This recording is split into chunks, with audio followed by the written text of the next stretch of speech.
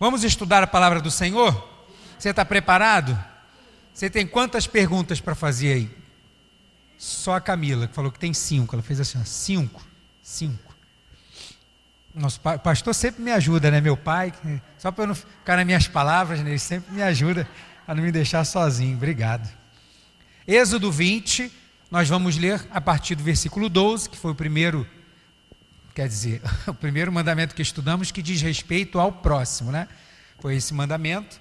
Nós estudamos o 5º mandamento, depois o 6º e agora o 7º mandamento. Mas vamos ler do verso 12.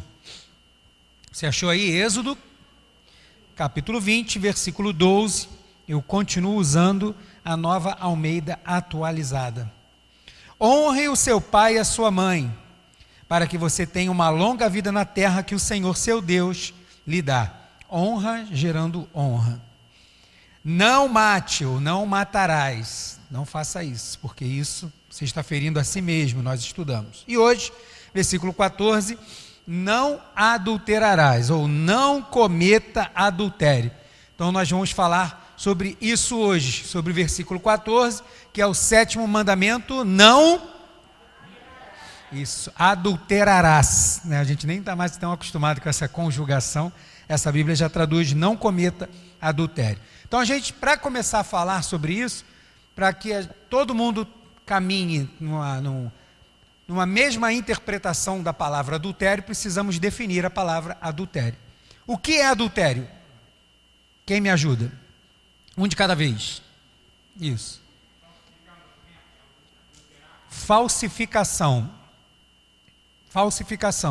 Eu até coloquei esse aqui como um dos meus exemplos, né? Esse documento aqui não é original, por quê? Porque ele foi adulterado. Ele agora é um documento falso. Então, quando a gente fala a palavra adulterar, é que alguma coisa não está mais original.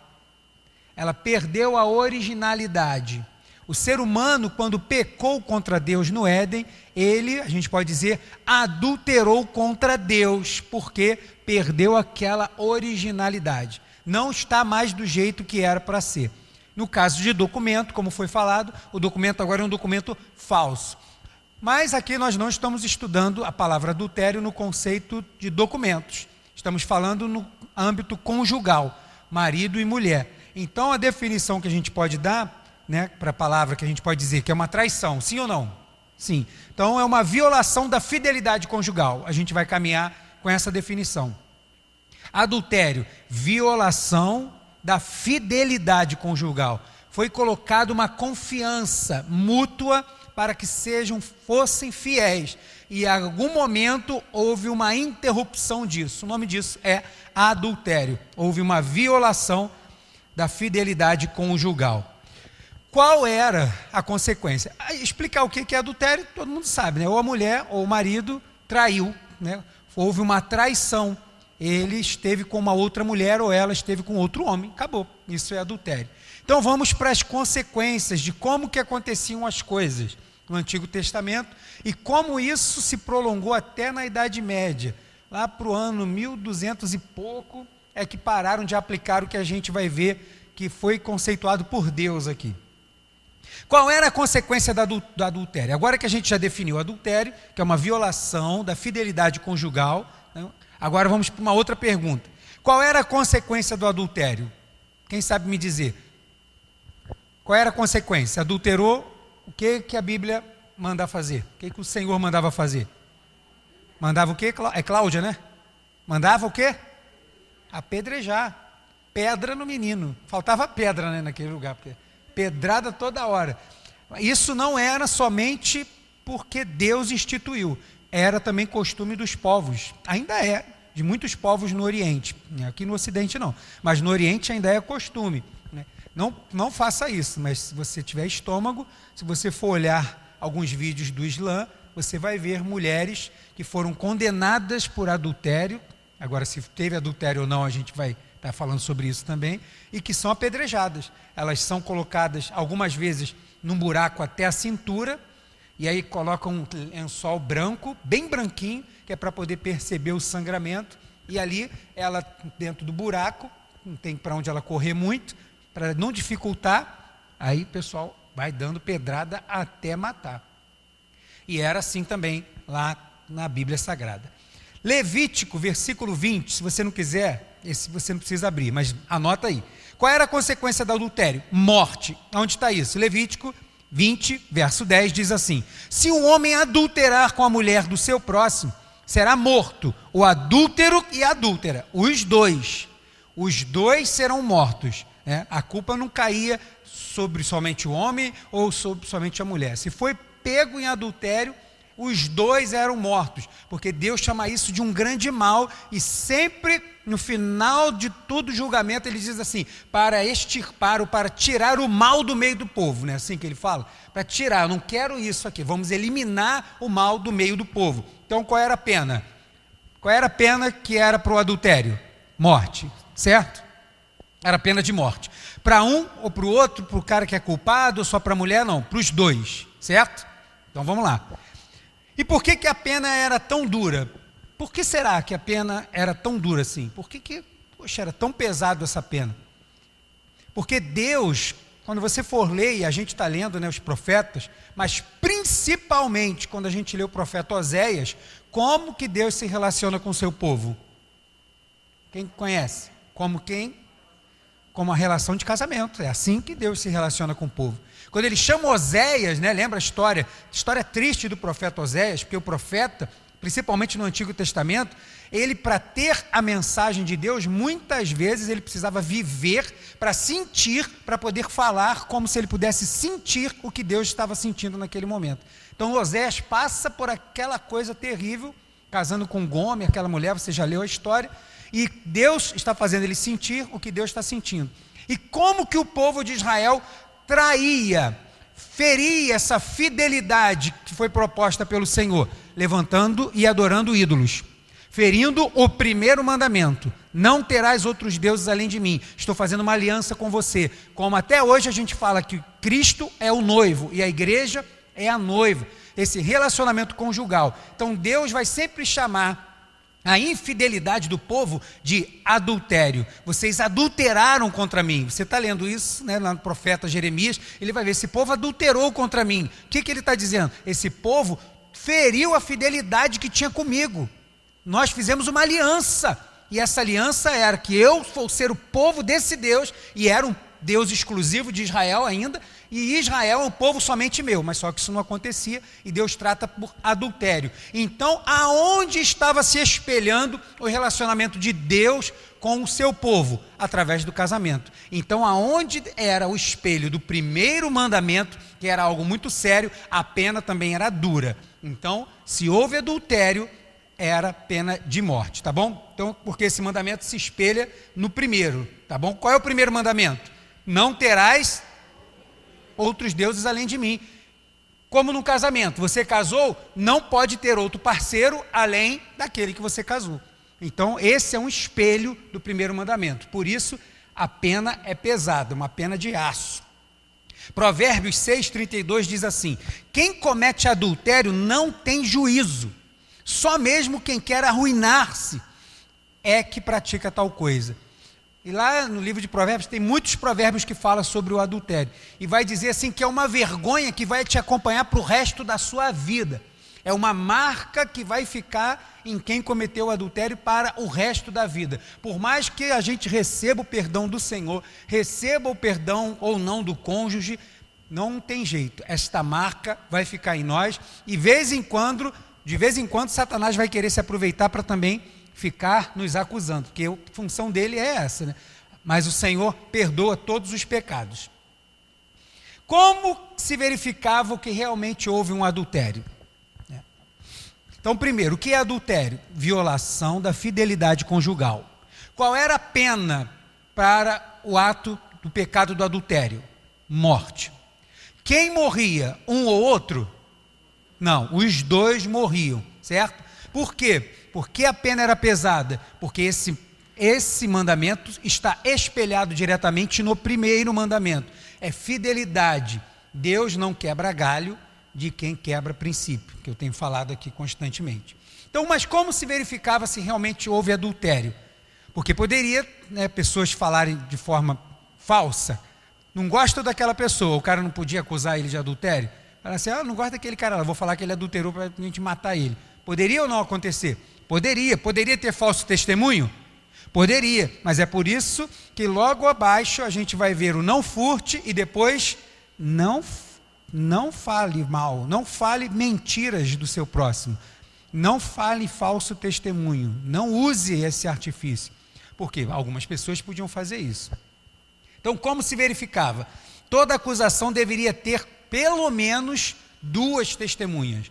Não era possível condenar ninguém com uma testemunha só, que era a palavra de um contra o outro. Então era pelo menos ter 2 testemunhas que não fossem ligadas diretamente, lógico, mas que tenham visto aquilo. Deuteronômio 17, versículos 6 e 7, se você quiser abrir aí, mas eu vou ler na tradução judaica, tá? Deuteronômio 17 vai falar sobre esta questão, vai dizer assim, versículos 6 e 7 de Deuteronômio 17. A sentença de morte será aplicada apenas se houver o testemunho de 2 ou 3 pessoas. Essa versão é judaica. Ninguém será sentenciado à morte pelo testemunho de uma pessoa apenas. Verso 7. As testemunhas serão as primeiras pessoas a apedrejarem aquela pessoa até a morte.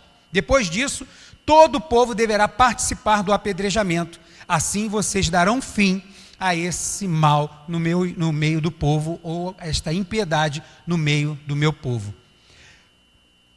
As pessoas que falavam eram as primeiras a atirar a pedra, porque a pessoa não poderia falar assim, não, eu vi, não, então você vem cá e você vai falar diante dele, eu não quero me comprometer, não.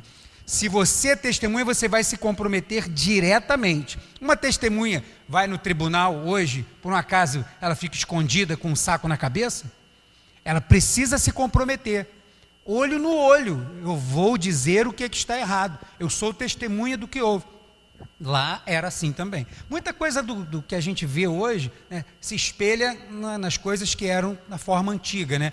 Tanto na palavra de Deus, como Roma, Grécia, na Mesopotâmia, com o código de Hammurabi, muita coisa que a gente vê na lei hoje se espelha nas leis do passado.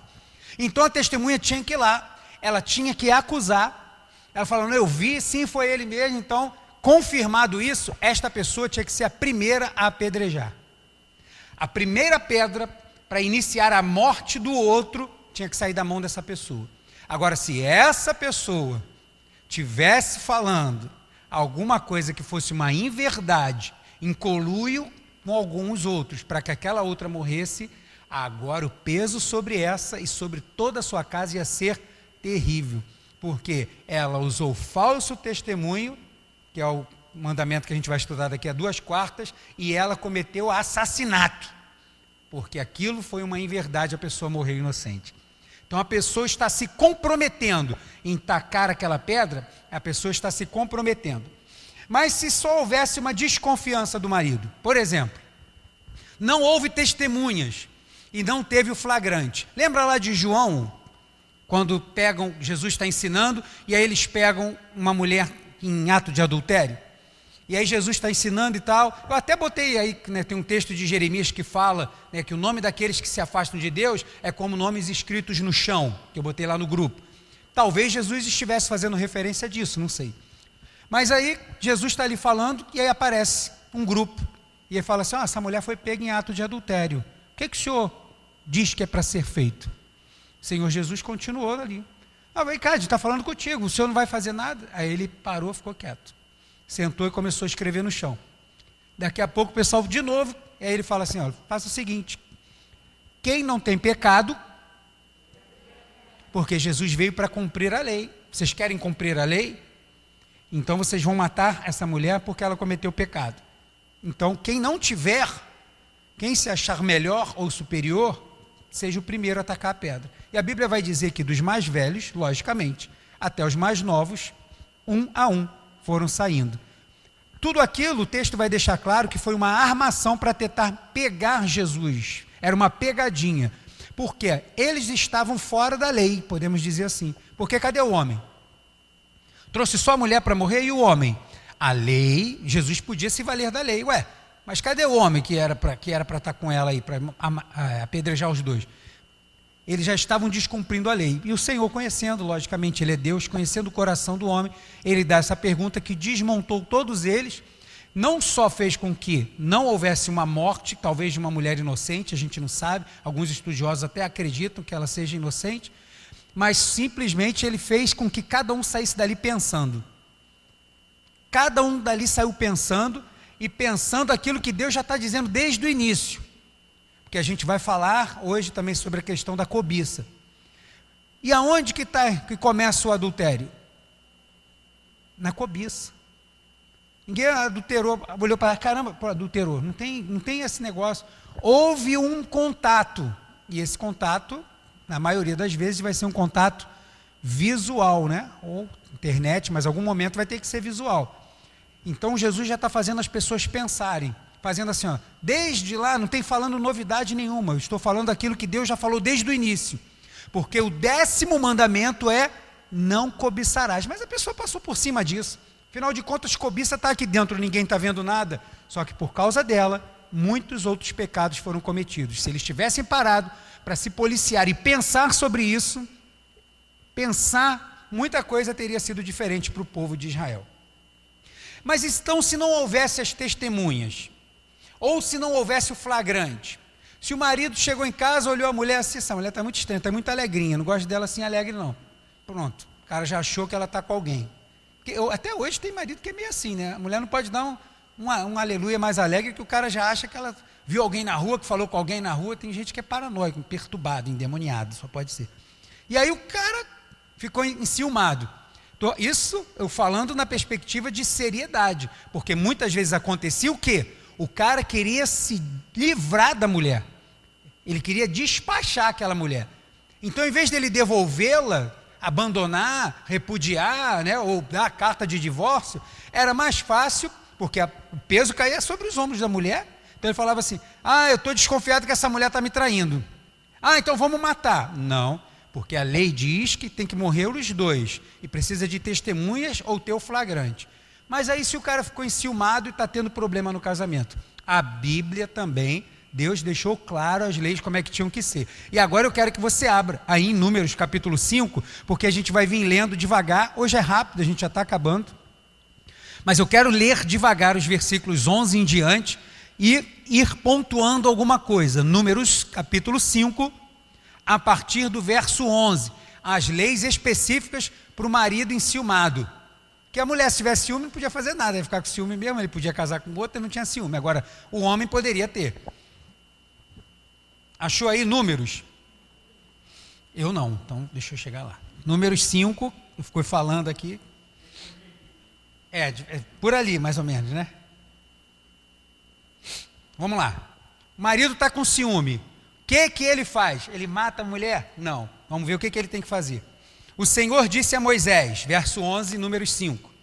Fale aos filhos de Israel e diga-lhes, se a mulher de alguém se desviar e lhe for infiel, de maneira que algum homem tenha tido relações com ela e for oculto aos olhos do seu marido, e ela o tiver ocultado, havendo-se ela contaminado, e contra ela não houver testemunha, e não for surpreendida em flagrante, e o espírito de ciúme vier sobre o marido, e ele tiver ciúmes de sua mulher, por ela se haver contaminado, ou se ele tiver ciúmes, mesmo que ela não tenha se contaminado, então esse homem levará a sua mulher ao sacerdote, juntamente com a sua oferta por ela, 2 litros de farinha de cevada, sobre o qual não derramará azeite, nem ela porá incenso, pois é oferta de cereais por ciúme, oferta memorativa, que traz a iniquidade à memória, para fazer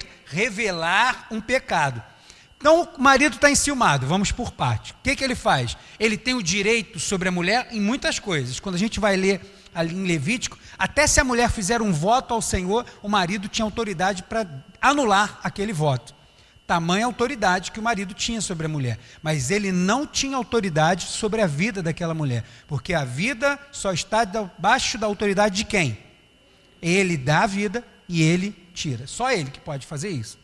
A gente estudou semana passada, mas ele está enciumado, acha que a mulher traiu. Aí o que ele faz? Ele vai pegar a mulher, imagina a vergonha, né? Vai pegar essa mulher e vai levar diante do sacerdote. O sacerdote, bom dia, o que houve? Eu estou achando que essa mulher está me traindo, ela está muito alegrinha, não gosto de ver ela alegre assim não. Miserável. Aí, o que o sacerdote faz? A mulher já vem com uma oferta. Essa oferta é o para quê? A gente vai ver mais para baixo aqui. Verso 16. O sacerdote levará a mulher para a frente e a colocará diante do Senhor, lá no altar, né, no tabernáculo. O sacerdote colocará um pouco de água santa num vaso de barro, porque está dentro do santuário ali, do templo, da tenda. O sacerdote colocará um pouco de água santa num vaso de barro. Também pegará o pó que houver no chão do tabernáculo e o colocará na água. Segura. O marido ficou enciumado. O que ele faz com a mulher? Leva a mulher para onde? O sacerdote. Ele não pode chegar assim, estou com ciúme. Chegar e matar ou mandar a mulher embora porque está com ciúme. Tem que ir lá. Quem é que vai revelar se teve pecado ou não?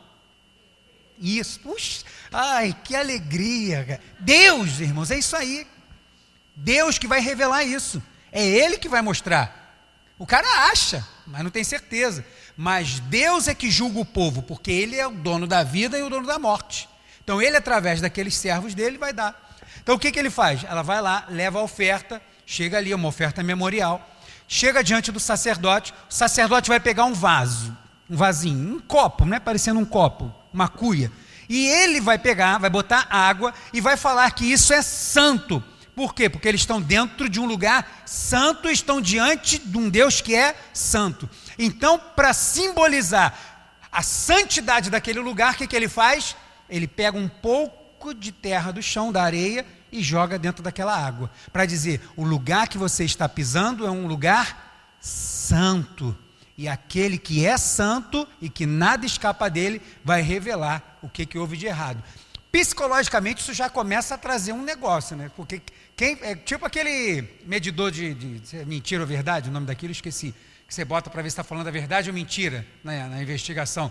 Tem outro país, né? Brasil não tem esse negócio não, ninguém investiga nada, mas você vê na televisão, tem aquilo. Mais ou menos isso, porque se você tem alguma coisa errada, todo esse cerimonial já te faz começar a tremer na base, meu irmão.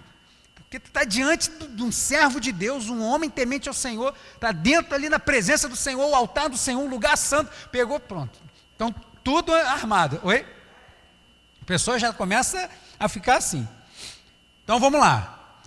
Apresentará a mulher, verso 18, diante do Senhor e soltará a cabeleira dela. Então, a mulher geralmente estava com o cabelo preso, lá não tinha aquele condicionador de cabelo, não tem chapinha não, prancha, não tem prancha, não tem, irmão, banho é de vez em quando, não tinha banho toda hora, esse negócio. Ah, não, irmão, a gente tinha que tomar banho toda hora, lá naquela não tinha esse negócio de banho toda hora. E aí, imagina, aquela cabeleira presa, não tem salão de beleza, né? Não tem clubinho de banho e tosa. Amado, chegou lá, solta aquela cabeleira. O que significa isso? Humilhação. Porque a mulher andava coberta, né? Não com uma burca, né? Mas ela estava com aquele lenço na cabeça, o rosto coberto, né? Até muito tempo depois, a mulher ela andava atrás do marido e o rosto coberto e não falava com o homem. Lembra quando Jesus foi falar com a mulher samaritana? Que ela já se espantou, sendo judeu e homem está falando comigo? Porque não era comum o homem se dirigir a uma mulher. Aí ela ali, agora vai e solta a cabeleira. Isso é sinal de humilhação. Aí a mulher vai lá e solta aquele cabelo todo. Verso de número 18, né? Apresentará a mulher diante do Senhor e soltará a cabeleira dela, sinal de humilhação. E lhe porá nas mãos a oferta memorativa de cereais, que é a oferta de cereais por ciúme. O marido está oferecendo, a mulher está levando. A água amarga, guarda esse nome. Qual era o nome desse ritual? Água de amargura, ou água amarga, era o nome desse ritual, tá? A água amarga, que traz consigo a maldição, estará na mão do sacerdote. Eu estou indo pausadamente, que é para você poder entender tudo como acontecia. Então o marido ficou com ciúme, levou a mulher, o sacerdote foi lá, pegou a oferta, levou a mulher diante do Senhor, solta a cabeleira, a mulher fica totalmente exposta ali, calada. Ele foi, pega a oferta que está lá na mão dela, deixa lá com ela, pega aquele vaso, e aquele vaso com água de amargura, que vai trazer maldições, que a gente vai ver agora, está lá na mão dele. Então está tudo sendo preparado para que Deus revele se foi ou não adultério com aquela mulher. Verso 19. O sacerdote fará com que a mulher jure, dizendo-lhe: se ninguém teve relações com você, e se você não se desviou para a impureza, estando sob o domínio de seu marido, você será livre destas águas amargas que trazem maldição. Só tem um vaso com água, e o que tem dentro da água agora? A terra. Da onde é a terra? Lá do lugar, né? Lá do templo, do tabernáculo, que traz maldição. Mas se você se desviou, quando sob o domínio de seu marido e se contaminou, e algum homem que não é o seu marido teve relações com você, então o sacerdote fará com que a mulher tome o juramento de maldição e lhe dirá: o Senhor ponha você por maldição e por praga no meio do seu povo, fazendo com que você fique estéril e inche o seu ventre. Esterilidade, imagine uma mulher estéril naquela época. Esterilidade naquela época, irmã, fatal, acabou, a mulher não era nada. A mulher, o homem poderia até rejeitá-la para ter um outro casamento, porque a mulher estéril, a maior função da mulher era gerar filhos. Então, uma mulher que não gera filho não é nada, não tinha nada, não tinha direito a nada. Só os homens eram contados, só os homens tinham importância, só os homens chegavam aos cargos que cresciam. Se a mulher não pelo menos gerasse filho, não tinha nada. Então vai ficar estéril e que enche o seu ventre, para vergonha, todo mundo vê.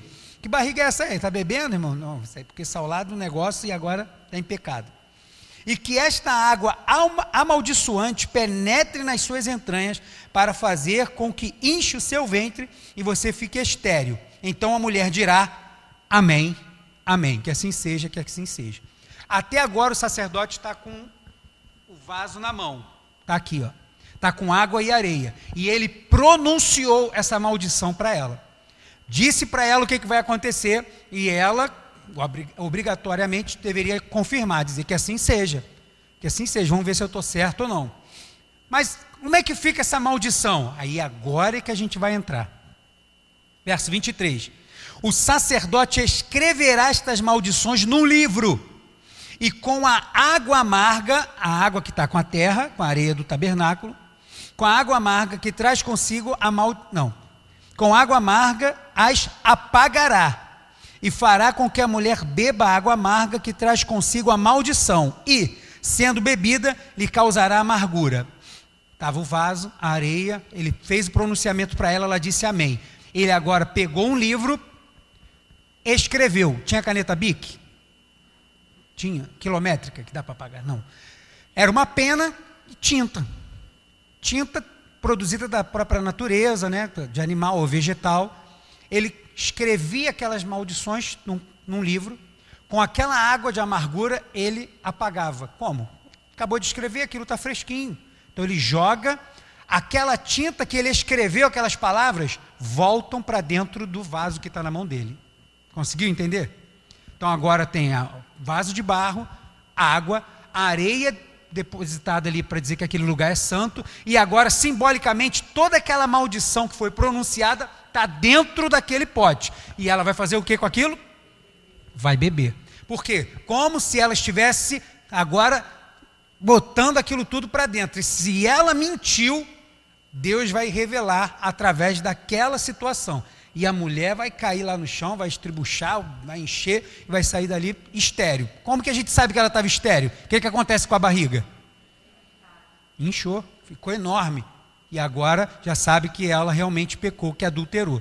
Então agora fez isso tudo, vai dar para a mulher beber, verso de número 25, obrigado. O sacerdote pegará da mão da mulher a oferta de cereais por ciúme, e moverá diante do Senhor, e trará ao altar. Pegará um punhado da oferta de cereais, porque está oferecendo ao Senhor e pedindo para que Ele revele alguma coisa. Você não pode chegar diante do Senhor sem oferecer nada, nunca, né? Não tem como, você precisa estar oferecendo alguma coisa ao Senhor.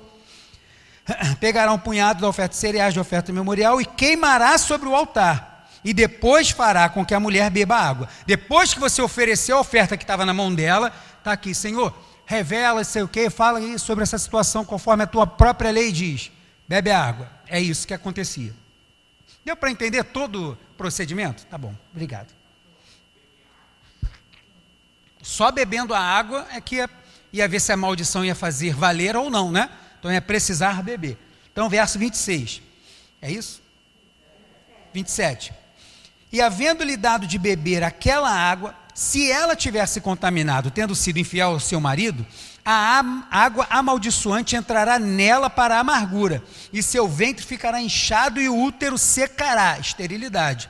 A mulher será por maldição no meio do seu povo, uma vergonha para o resto da vida. Se a mulher não tiver se contaminado, verso 28, mas estiver pura, então será livre e poderá ter filhos, vai sair de lá normal. A mulher foi exposta, soltou a cabeleira toda, teve que pronunciar aquilo tudo, oferecer, não sei o quê. Né? Não era nada não. Tá. Obrigado, sacerdote. Tá, vamos para casa, mulher. O que houve com o cara? Nada. E a mulher foi totalmente exposta. Isso para a gente hoje é um absurdo, mas para aquela época era tudo comum. O marido ficou com ciúme, podia matar a mulher? Tinha todo esse ritual para ele fazer. Agora, qual era o problema desse ritual e por que que a igreja, quando ainda éramos uma igreja única, até o século XIII, manteve isso? Você pode procurar na internet pela palavra ordália ou ordalio, ordália, que é uma palavra que vai significar o juízo de Deus. E como era feito isso? Através desse ritual. E muitos estudiosos acreditam que esse ritual que foi se passando pelos séculos começou aqui. Então, havia-se uma escrita de maldição que era apagada com esta água, jogava ali em cima, apagava aquelas letras, virava um lodozinho, jogava de volta para dentro do pote e a mulher bebia. Qual era o problema que acontecia aqui?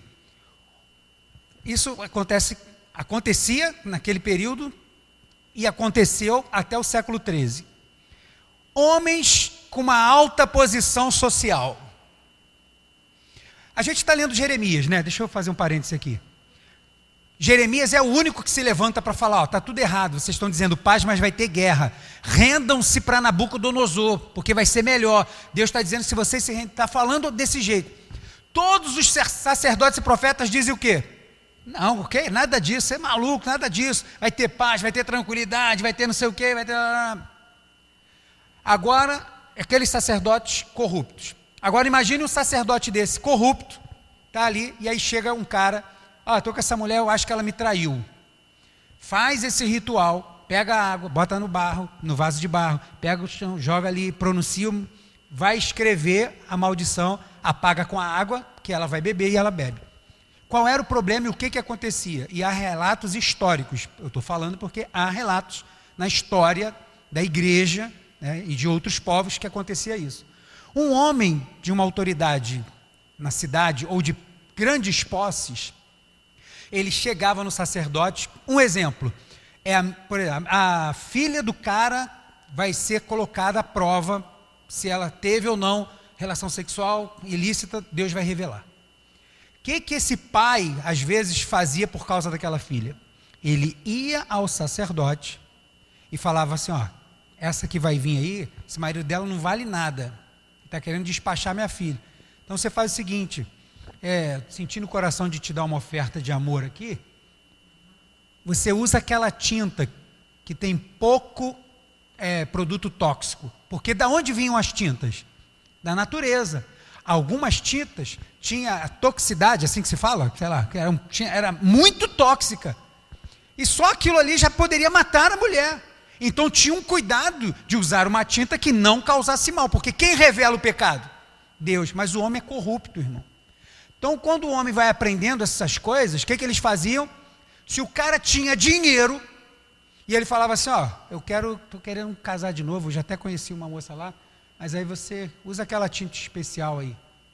O sacerdote ia, quando fosse escrever a maldição daquela mulher, ele ia colocar aquela tinta que não era para ele usar. que era com um produto altamente tóxico. Jogava lá, não tem essa que Deus revela não, quem matava era ele mesmo, assassinato. Quando a mulher bebia aquilo, mesmo inocente, aquilo era tóxico. Caía no chão, dava parada respiratória, parada cardíaca, a mulher agonizava no chão, rola para lá, rola para cá, sufocada, e todo mundo parado olhando. Estava em pecado mesmo, morreu. Estava em pecado. E o homem saía ileso para casar de novo. Ou o contrário, o cara lá livrava a filha, por exemplo, livra minha filha aí. Aí livrava, pronto, o cara botava a tinta que tinha que ser, a menina era inocente mesmo, pronto, e acabou. Então começou a ter corrupção. Quem é o autor da vida é o Senhor, é Ele que julga. A partir do momento que o homem quer tomar isso para si, quer fazer esse julgamento, sempre vai ter problema. Porque o homem é corrupto, o coração do homem é corrupto, a gente é mau. Então, a partir do século XIII, as igrejas, né, naquela época, pararam de fazer qualquer tipo de juízo através destes rituais assim. Por quê? Porque o homem era mau. E acabava que isso não estava mais no controle de Deus. O homem pegou esse controle para si e falou assim, quem manda nisso aqui sou eu. Por quê? Porque é poder, é dinheiro. E o problema é sempre esse. Quando você vê os soldados romanos chegar para João Batista, que está lá no batizando, um monte de pessoa vem chegando, o que eu preciso fazer para ser batizado? O que eu preciso fazer? Quando chegam os soldados e falam assim, e eu, o que eu preciso fazer? Ele, viva do seu soldo, viva do que você recebe. Por quê? Muita corrupção. Por que os sacerdotes, mesmo sabendo os fariseus que aquele Jesus era o Messias, era o Cristo esperado, fizeram de tudo para matar e crucificá-lo? Por causa de quê? Porque eles amavam a Deus e a sua lei? Não, porque eles estavam no poder. Como eu costumo dizer, eles eram marionete de Roma, mas tinha uma falsa percepção de que eles tinham autoridade. E eles não queriam perder isso, e Jesus ia atrapalhar, porque veio manso e humilde de coração, e eles não queriam perder a posição que eles tinham, eles queriam ser autoridade. E se Jesus viesse, quem ia ser a autoridade do povo?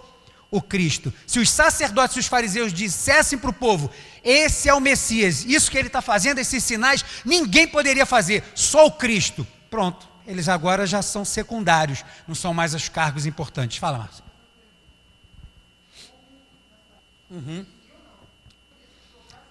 Entendi, mas isso que eu estou falando não foi nesse momento não, isso é com o passar da história.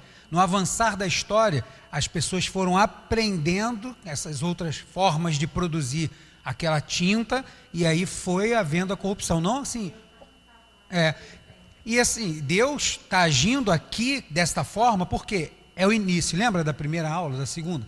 É o início, Deus está iniciando. Por que depois Deus não foi matando logo todo mundo? A palavra já foi dada. O Senhor continua clamando, obedeça, obedeça, obedeça. Se não obedecer, vem juízo. Mas o pessoal vai brincando, vai brincando, vai brincando. Assim como homens, assim, a gente vê, o chão se abre e entra um montão de gente. Por quê? Porque ali é o início. Depois, quando é que a gente vai ver isso de novo se repetir? Não vai. Por quê? Porque Deus já deu o ensinamento básico. Agora é hora de crescer. Agora é hora de aprender outras coisas. Mas o ser humano sempre é dentro de nós. A gente leu Jeremias 13, 23, eu acho, vai dizer assim, pode o etíope mudar a cor da sua pele? Pode o leopardo mudar as pintas? Então, como vocês acham que podem produzir o bem sendo maus? Não tem como. Como que pode haver alguma bondade no ser humano? Uma bondade que eu digo assim para refletir a glória de Deus, não ser bom por ser bom, mas a bondade que reflete a glória de Deus, só com o Espírito Santo de Deus, porque de mim mesmo eu nada posso fazer. Então, naquela época, quem vai pagar depois caro são estes homens, porque falso testemunho, assassinato e assim por diante, ok? Mais alguma pergunta? Pode falar, Cláudio. Sim. Por isso que vou responder primeiro essa. Por isso que o 10º mandamento vai falar de examinar a si mesmo, que é a cobiça. Quando você vê que o mal está dentro de você mesmo. Deus está dando esta oportunidade. Agora, isso que eu estou relatando é o decorrer da história. Não há nenhum relato bíblico que tenha acontecido algo assim. Nem na história. do nascimento da igreja, por exemplo, no primeiro século. Não há. Mas lá, quando a gente estuda a história da igreja, 313, um homem chamado Constantino disse que viu um sinal no céu e obrigou todo mundo a ser cristão. Então, desse período para lá, onde todo mundo é obrigado a ser cristão, porque senão você não tem cargo público, não gerencia, não chefia, não sei, todo mundo foi obrigado. Foi uma coisa boa? Foi péssimo. Foi péssimo, mas aí é a história. Daí em diante, começa a haver corrupções. E aí, onde começa a nascer, né? Quando a gente estudou aqui, eu trouxe até a linha da curva, onde as pessoas começam, na linha do tempo, a sair das ordens de Deus. Começa a ter purgatório, começa a ter que batizar criança, começa o homem a inventar coisas para quê? Para encher o bolso. Para encher o bolso, que era o que os homens queriam. Infelizmente, hoje ainda, a gente vai ver algumas pessoas que caminham por esse âmbito, que querem encher o bolso. Mas ainda bem que a Bíblia relata que o amor ao dinheiro é a raiz de todos os males. Por que a gente vive como estamos? É o amor ao dinheiro. Se tirar o amor ao dinheiro, a gente resolve quase tudo, quase o problema todo, né? Por causa disso, é o amor ao dinheiro. E aí, não nesse período, mas mais para frente, isso vai começar a acontecer. Mais para frente aonde? Já agora, na nossa era, século 4, 5, 6, até o 13, vai acontecer isso. E aí não tem mais essa questão do início. Já teve o início do povo, agora já teve o início da igreja em Atos, o povo já está caminhando. Então agora não tem mais essa questão de, principalmente depois da cruz, pecou é fulminado. Não, pecou não é fulminado, mas se você continuar no pecado, você está caminhando para a morte, você está matando o seu espírito. Porque 1 Tessalonicenses 5,16 vai dizer, não apagueis o espírito. Mas eu posso apagar o Espírito Santo de dentro de você? Pode. Você não pode exterminar com ele. Não quero mais que o Espírito Santo venha na terra. Não pode. Agora, dentro de você, você pode. Porque o Senhor lhe bate a porta. Se você não quiser, ele sai e vai ter gente que vai entrar. Fala, meu irmão.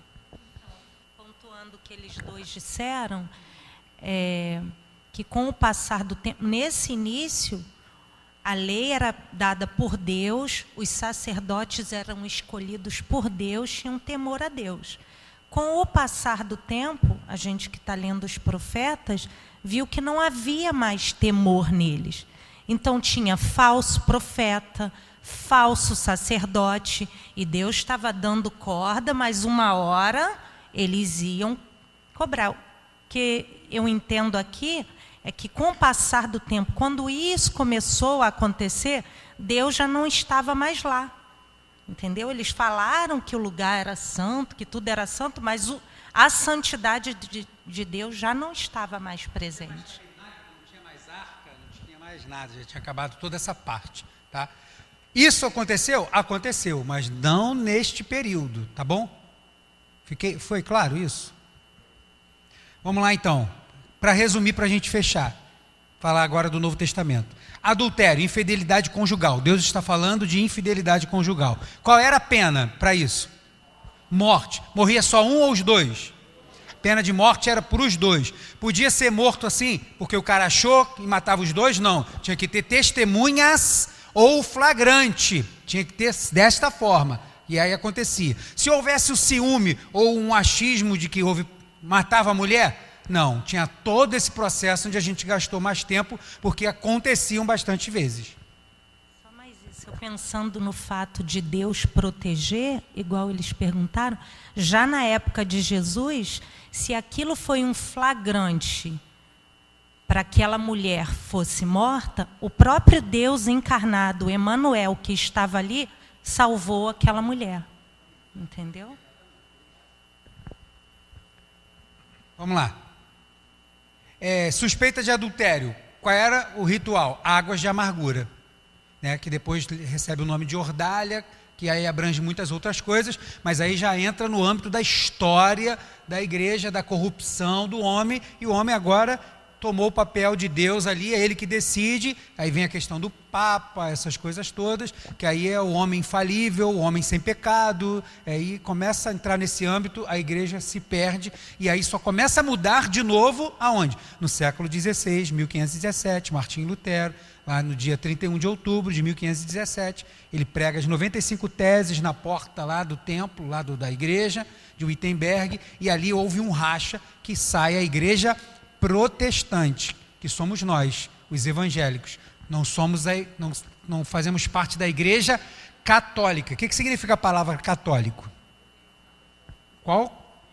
Universal. A palavra católico, a igreja católica é a igreja universal do mundo inteiro, mas só que ela não é mais. Hoje nós somos uma igreja em protesto, porque não concordamos. Só que infelizmente hoje alguns ramos da igreja evangélica está seguindo os mesmos caminhos, com as coisas, com as práticas, trazendo rituais à tona, e unge isso, esfrega isso, bota cajado de Jacó, não sei aonde. Então está seguindo os mesmos âmbitos daquilo que o Senhor já cravou na cruz e disse: daqui para frente é outra coisa, daqui para trás agora foi, serviu até aqui, agora daqui para frente é a cruz de Cristo e acabou tudo isso. Inclusive, o mandamento do adultério, o Senhor Jesus vai dar uma outra conotação. Então a gente vai ver agora, para terminar, esse mandamento no Novo Testamento, que hoje dá tempo de sobra, diferentemente da semana passada. Mateus capítulo 5, abre aí. Jesus está fazendo a releitura. Por quê? Jesus está mudando? Não, Jesus está falando para eles: ó, isso já estava prescrito. Não adulterarás, mas lá o 10º mandamento, não cobiçar. Por que você adulterou? Começou aonde isso? Na cobiça, no desejo mau. Então, quando isso começa, se ele cuidasse disso, não haveria o problema do adultério, se ele já entendesse isso. Mas havia no Antigo Testamento um conceito de que aquilo que Deus fazia pelo ser humano era sempre algo externo. O sacrifício era algo externo. Eu matava um animal para perdoar o meu pecado. Isso muda com Jesus, que é o ser humano que morre em favor da humanidade. Agora o ser humano morreu, Deus encarnado morreu para que o homem tenha remissão dos seus pecados. Como que o homem também entendia que era pecado? O pecado acontece a partir do meu ato, a partir daquilo que eu fiz. Eu fiz alguma coisa, eu pequei, eu matei. Mas e o desejo de matar? Eles não achavam que era pecado. Mas estava lá no 10º mandamento. Cuidado com o que você cobiça. Já estava lá. Jesus não está trazendo novidade quando ele vai no Sermão do Monte. Não é novidade. O Senhor Jesus está esclarecendo mais aquilo que sempre era para ser óbvio para o povo. Mas não foi. Então vamos lá, Mateus 5, eu quero ler só o 27 e 28 por enquanto. Diz assim: vocês ouviram o que foi dito. Jesus está lendo o mandamento: não cometa adultério. Eu, porém, lhes digo: todo que olhar para uma mulher com intenção impura, já cometeu adultério com ela no seu coração. Todo aquele que olhar para uma mulher com intenção impura. Jesus está sendo bem específico, bem claro. Por quê? Quem olhar para uma mulher, pronto, o cara olhou para a mulher, morreu. Não é isso, né? Tem até aquilo que eu já falei aqui. Eu sempre lembro desse negócio, eu vou repetir de novo. Um pastor ensinando para adolescentes e jovens, eu acho. E aí ele falou assim, ele para dar exemplo sobre isso, ele falou assim: problema não é você olhar a primeira vez, o problema é quando você volta o seu olhar de novo. Ele está dizendo o quê? Que você teve a intenção, né? Você olhou, caramba, aí você olha de, poxa, ela é bonita. Ele estava dizendo isso. Aí o que os adolescentes fizeram? Levaram ao pé da letra. Falaram assim: então o problema é olhar a segunda vez. Então quando passar uma mulher a gente pode olhar, só não pode piscar, porque se piscar é olhar a segunda vez. Miserável. Deturparam o ensinamento do pastor, não era nada disso que ele estava ensinando. Aí passava a mulher: não pisca não, pisca não, pisca não, piscou, não, agora eu não posso mais olhar porque é a segunda olhada. Não é nada disso. Olhar para a mulher com intenção impura, olhar desejando, esse que é o problema. Lá atrás, os homens já faziam isso. Lá atrás já tinha o mandamento dizendo para não cobiçar. Mas o que eles faziam? Só é pecado se eu consumar. Enquanto isso estiver só aqui dentro, não tem problema, porque eu não fiz nada externo. Mentira, porque o Senhor já tinha dito no 10º mandamento. O Senhor Jesus não está trazendo nenhuma novidade. Deixa eu esclarecer, porque eu acho que não. Ele só está repetindo o que foi dito lá atrás. A cobiça, esse é que era o problema. Então qual era a ideia do Antigo Testamento? O pecado ele estava fora, porque como que eu pagava pelo meu erro? Fora. É o animal que morria, né? Pecou, morre aquilo que está aqui fora. Mas o homem nunca estava querendo se preocupar com o que estava aqui dentro. Nunca parava para pensar assim, por que eu continuo cometendo os mesmos erros? Porque a mudança não está acontecendo aqui dentro. Só estou fazendo coisas externas. E o homem não percebia e continuava cometendo o mesmo erro. Então Jesus vai trazendo para eles a perspectiva real do que? O pecado começa onde? Só na consumação ou já começou lá dentro? Começa aqui dentro. Hoje para nós é bem claro isso, mas para eles, querendo ou às vezes não querendo entender, para eles achava que era melhor desse jeito. Não, o pecado é só se eu tiver o ato consumado. Então isso vai trazer uma nova dinâmica, né, sobre a questão da morte por adultério. Antes só quem fosse pego em flagrante era morto. E agora? Se o cara vive na prática do adultério e está dentro da igreja, ele é morto, a igreja se reúne para matar ele a pedrada, mas ele está caminhando para onde? Porque aquele que anda em pecado está morto, e quem está morto vai caminhar para a segunda morte. Quem está morto, o lugar de morto é lá com a morte, lá, quando tiver o julgamento, lá com a segunda morte, que é a morte eterna, vai estar lá definitivamente, porque anda como vivo, mas lá dentro ele está morto. Porque agora não é morto a pedrada, ele prefere manter o estado que está. Só que está morto por dentro e não sabe. Não é porque frequenta a igreja, não é porque dá o dízimo, não é porque não tira o umbigo de dentro da igreja, que acha que vai ser salvo. Se não mudar a prática, vai ser condenado, porque está precisando ter vida, mas está morto. Está aqui hoje aquele que tem vida para dar, e até vida em abundância, diz na sua palavra, mas é preciso que a pessoa queira, porque se ela não quiser, ela vai continuar morta no seu delito e no seu pecado. E aí Jesus traz essa revelação daquilo que eles não queriam entender. Jesus está explicando isso, mas eles não querem entender. E aí eu tenho até um slide aí, e eu queria que você abrisse, deixa marcado aí que a gente vai voltar para fechar, mas eu também quero ler Tiago, capítulo 1. Tiago, capítulo 1, que ele vai falar sobre essa questão da cobiça, e Tiago deixa isso bem claro, até por etapas, né? Fica fácil da gente entender. Tem ali a fotinha lá, você já achou aí Tiago 1, 14, 15? Olha ali para a fotinha, que está ali no slide lá. Você consegue perceber que ali do lado esquerdo, qual é aquele fruto que está lá em cima? É uma... Por que você acha que eu botei uma maçã? Pode falar. Isso, porque é fácil. E por causa de quê? Mais que além de ser fácil, você acha que eu coloquei uma maçã? Porque qual é a cultura, né, popular? Qual era o fruto proibido? Você compra maçã na feira, irmão? Vai lá. Eu gosto. Gosto só da Fuji, tá? Se alguém quiser comprar para mim, é mais cara, né? A Gala eu não gosto não. Parece o isopor. Então a maçã, por quê? Simboliza o desejo. Eva foi atraída pela cobiça dos olhos. Ela não ficou ouvindo como aquele fruto era. Ela ficou vendo. De vez em quando ela passava lá, olhava, fruto bonito. Porque é pelo que vê. Então eu mantive lá a maçã. E Tiago 1, 14, 15 diz assim, do 13. Deixa eu ler do 13. Ninguém ao ser tentado diga, sou tentado por Deus. Porque Deus não pode ser tentado pelo mal e Ele mesmo não tenta ninguém. Verso 14. Ao contrário, cada um é tentado pela sua própria cobiça. O inimigo, ele é astuto. Ele sabe qual é o ponto fraco de cada um. Por quê? Porque ele lê meu pensamento? Não, porque ele já ofereceu muitas coisas e sabe quais são aquelas onde a gente às vezes se dobra. Ele conhece, e aí quando ele descobre aquele ponto fraco, sempre ele vai oferecer. Para quê? para que você possa fazer aquilo que ele queria que Jesus fizesse. Se dobre.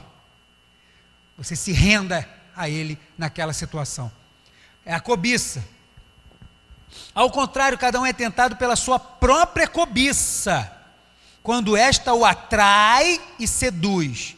Então a cobiça, depois de haver concebido, dá à luz o pecado, e o pecado, uma vez consumado, gera o quê? Gera morte. Lá na foto, ó, a cobiça é um desejo mau. Lembra lá do fruto do Éden? Está lá, ó. Deus falou, não coma.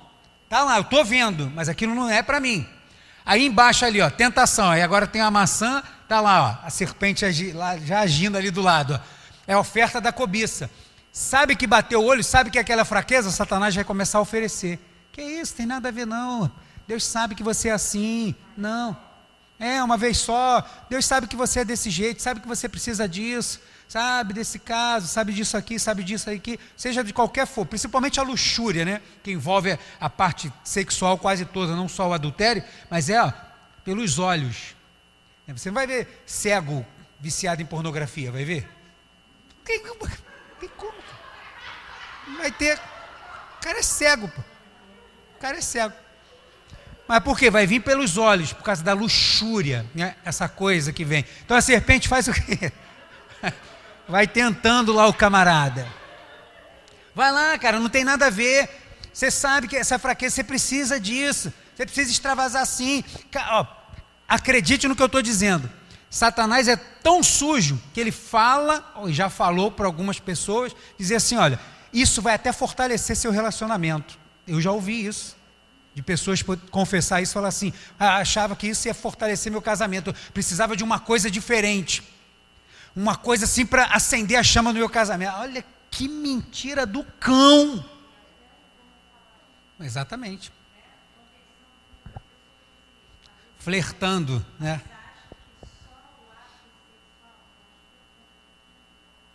Então, porque começa onde? Quando Jesus está dizendo, a cobiça começa aqui. Aí o cara, não, mas eu não adulterei. Por quê? Não, mas eu não consumei. Eu só fiquei flertando pela internet, falando gracinha, falando... Isso é o quê, irmão? Jesus já está dizendo ali, se você só tiver a intenção impura, e vai citar os olhos, e ele vai falar do olho e da mão, e eu vou terminar falando sobre isso. Se você tem essa intenção impura, já é adultério. Por quê? Porque o pecado não é somente porque eu consumei. Ele já está aqui dentro, precisa ser tratado. É uma cobiça ruim, algo podre, que está querendo fazer com que eu peque. Erre o alvo que é o Senhor, está querendo me direcionar para o outro lado. Então isso precisa ser cuidado aonde? Aqui dentro. Por isso que o último mandamento é, não cobiçarás. Porque está aqui dentro, o ser humano precisa se cuidar, precisa se policiar. O Senhor nos deu o que? Livre-arbítrio. Eu sou assembleano, sou pentecostal e eu creio que nós temos o livre-arbítrio. Pode falar, pastor. Então, desejar, pensar, desejar, cobiçar, Vai fazer mal, é isso aí. As pessoas têm mais facilidade de reconhecer que tem alguma coisa ruim quando é uma amargura. Tem algo no meu... Estou muito amargurado. É verdade. Amargura é pecado? Sim ou não? Oi? O que é pecado? O que é pecado? Estamos numa sala de aula hoje. O que é pecado? Errar o quê? Nunca mais esqueça. Pecado, errar o alvo. Qual é o alvo do ser humano? Deus. Alvo do ser humano é Deus. Deus criou o homem para a sua glória. Então o alvo do ser humano é Deus. Toda vez, qualquer coisa, tudo que te tire da direção de Deus é pecado. Estou amargurado, não consigo orar. Pecado. Você precisa se livrar disso urgente. Precisa arrancar isso. Não consigo falar com fulano, não consigo perdoar. Pecado. Porque isso está te afastando de Deus. Isso não é um alvo. É pecado. Tudo que te afasta de Deus é pecado. Ok? Nunca mais esqueça isso. Não esqueça. Ensina isso para o outro lá, teu colega do trabalho também. Então, qual era o problema do judeu aqui na época de Jesus? Jesus está esclarecendo para ele que o pecado não é porque consumou. Se está aqui dentro, já é ruim. A cobiça é um desejo mau precisa ser combatido, está me levando para longe de Deus. Aí o diabo vê essa cobiça, ele oferece, aparece coisas, vai dizendo, vem palavras, vem pessoas te dando aquele conselho do inferno, faz isso mesmo, vai lá e tal. E aí chega o pecado, que é o nascimento da cobiça, né? Aquilo tudo, você chegou agora, está indo já para a reta final, mordeu a maçã lá agora, ó. E aí agora a maçã ali toda já furada, parecendo uma caveira, é a morte, que é a consumação da cobiça. Naquela época, o homem só era morto, apedrejado, quando chegava aqui, ó, na consumação.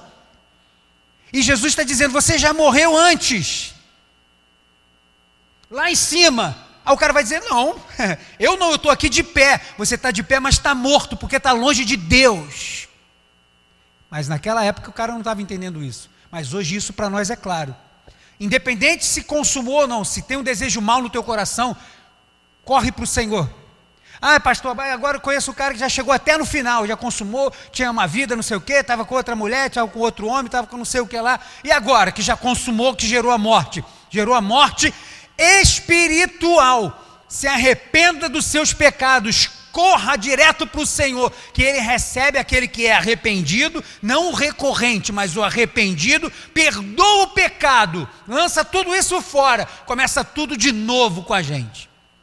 E aí a gente começa a viver de novo, para não andar como morto, porque se andar como morto, vai caminhar para a morte eterna, porque estamos mortos apesar de parecer estarmos vivos, como tanta gente está lá fora, que precisa do evangelho. Por quê? Porque eles não sabem, não vão entender se a gente falar, mas eles estão mortos, e eles precisam ter vida, e essa vida só Jesus pode dar, ok? Muitas mulheres foram mortas injustamente na Idade Média, foram mesmo. Não sei se você lembra da Inquisição, né? Ou das mulheres que foram mortas por bruxaria. Não é muito comum, né? Na teologia a gente estuda bastante a história da igreja. Quem sabe eu vou passar um ano aqui estudando a história da igreja com você. Na história da igreja vai dizer que os padres, se ele fosse atraído por uma mulher, o que acontecia com essa mulher? O que você acha que acontecia com ela? Quando isso começava a criar um desejo no coração dele, aquilo para ele era um pecado. Mas o pecado não estava nele. O pecado estava onde? Estava nela. Isso é bruxa. Essa mulher está me enfeitiçando. Essa mulher é uma bruxa, ela está me enfeitiçando. E aí eles pegavam aquele texto de Jezabel, que se pinta, né, quando vai falar com... Qual o nome dele? Daquele que vem chegando? Jeú. Vem chegando Jeú, aí ela vai e se pinta. As mulheres não usavam maquiagem até hoje em dia ainda tem gente que não usa maquiagem e defende porque maquiagem é do diabo, que Jezabel se maquiou. É falta de instrução, mas tá bom, vai para o céu assim mesmo, sem maquiagem ou com maquiagem. Mas aí a mulher não podia se maquiar, não podia se enfeitar, por quê? Porque se o padre... que mulher bonita, vamos matar, ela está me enfeitiçando, essa mulher está me fazendo perder o rumo. Ele não entendia, ele tinha a Bíblia, mas não entendia que o problema estava dentro dele. E aí, de novo, ele fazia o quê? Matava o que estava fora. E isso ia resolver o problema? Porque não matou o que está aqui dentro, não vai resolver. E aí Jesus vai bater nessa tecla um pouco mais abaixo aqui. A ideia errada das pessoas era que seria pecado só na consumação, mas Jesus está esclarecendo. Mateus 6, não precisa abrir não, 6, 22 e 23 diz assim: os olhos são a lâmpada do corpo. Se os seus olhos forem bons, todo o seu corpo será cheio de luz. Se, porém, os seus olhos forem maus, todo o seu corpo estará em trevas. Portanto, se a luz que existe em você, na verdade, são trevas, que grandes trevas serão. Se os olhos, que são a janela, né, a luz, aquilo que vai trazer para dentro do corpo, se isso que eu estou trazendo é algo ruim, meu corpo vai estar todo inflamado. Mas não pelo fogo do Espírito, mas pelo fogo do inferno, para não falar outro fogo. Agora deixa aí Mateus 5, e aqui a gente vai fechar. Eu quero ler o texto de Mateus 5, agora eu quero ler os outros versículos que ele vai repetir a questão da mão aí também. Mateus 5, 27 diz assim: vocês ouviram o que foi dito, não cometa adultério. Eu, porém, lhes digo, todo que olhar para uma mulher com intenção impura, já cometeu adultério com ela no seu coração. Verso 29 e 30. Se o seu olho direito leva você a tropeçar, arranque-o e jogue-o fora. Tira de dentro de você. Pois é preferível você perder uma parte do seu corpo do que ter o corpo inteiro lançado no inferno. E se a sua mão direita leva você a tropeçar, corte-a e jogue-a fora. Pois é preferível você perder uma parte do seu corpo do que o corpo inteiro ir para o inferno. Jesus está falando para a pessoa se mutilar, se sentir pecado. É isso que ele está dizendo? Jesus sempre vai ser radical naquilo que ele diz. Ele está dizendo, contra o pecado, a nossa luta ela é radical, é para exterminar, arrancar de dentro de nós. E aí ele vai usar duas partes do corpo que vai representar exatamente o problema do pecado, principalmente aqui da cobiça, o que ele está falando sobre o adultério, a cobiça, aquilo que vem pelos olhos. Ele vai dizer que tanto o olho e a mão são da parte o quê? Direita. Porque aquilo que é bom, aquilo que tem poder, aquilo que tem força na Bíblia Sagrada é a parte direita. Aqueles que vão ser salvos estão à direita. E aquilo que está na esquerda é o que vai para a perdição. Então ele vai dizer, se isso que tem que ser bom, que tem que ser forte, que tem que ser poderoso, que tem que estar te firmando, que faz parte daqueles que vão ser salvos, que está debaixo da mão direita do Senhor, se isso está ruim, arranca de você e joga fora. Não dá para passar a mão, não dá para fazer carinho, não dá para fazer negócio, precisa ser radical, arranca isso logo. Tira, corta a amizade. Aqui o caso, estamos falando de adultério. Tem o flerte, às vezes, né, hoje em dia até mais, né, tem flerte pelo lado feminino, para o masculino, tem muito. Com a maioria dos homens aí ficando gay e tal, não sei o quê. Então, a mulher, tem mulher investida em cima de homem, você acha que não tem? E aí você faz o quê? Não, sou macho. Macho é macho, não tem esse negócio. Boi preso também pasta. Que isso, irmão? Isso é pecado. O que você faz? Corta o laço, foge. Qual é a recomendação que Paulo vai dar para Timóteo? Conversa com ela, Timóteo. Quando você vê, se explica para ela, paga um jantar para ela, explica que você é um homem santo. É isso que era para fazer? Faz o que, Timóteo? Mete o pé, corre, não tem diálogo, não tem jeito, não tem como, não dá. Então é para ser radical. E aí ele vai usar, além de falar da radicalidade e falar da mão direita, daquilo que tem que servir para ser bom, que representa Deus, a sua mão, ele vai falar do olho e da mão. Porque o olho, que o Senhor Jesus está dizendo, representa o quê? Essa janela, essa luz, aquilo para onde entra, que vai alimentar a minha alma. Aquilo que vai ser alimentar, né, principalmente aqui no caso do adultério, vai entrar pelos olhos, tá, depois ouvido, essas coisas todas, vai entrar por aqui. E depois as mãos é onde tem a ação.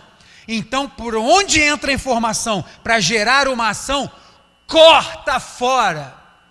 Não tem conversa.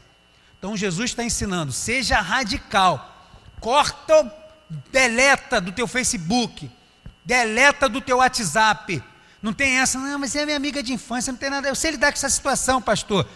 Tá, então depois não vem bater na porta do gabinete para dizer que caiu, que não sei o que, não vem não. Porque a ordem é, seja radical. Tem gente, não, eu sei cuidar dessa situação, está lá catucando onça com vara curta, irmão. Não dá, a ordem de Jesus, seja radical. Olha só, colega, não dá, tá, acabou, cortou. Por que você não está mais falando comigo? Não dá, você sabe que eu sou casado e vamos botar logo em planos limpos. Você está flertando comigo, eu sou casado, não vai rolar nada. Então é melhor a gente nem ser amigo. Ah, mas a gente trabalha junto, problema, eu não vou pedir demissão. Você trabalha lá, eu trabalho aqui. Não tem como ficar, não, mas o que ela vai achar disso? O que a mulher na tua casa vai achar disso? O que o marido dentro de casa vai achar disso? De ficar flertando no trabalho, que é o gostosão bam.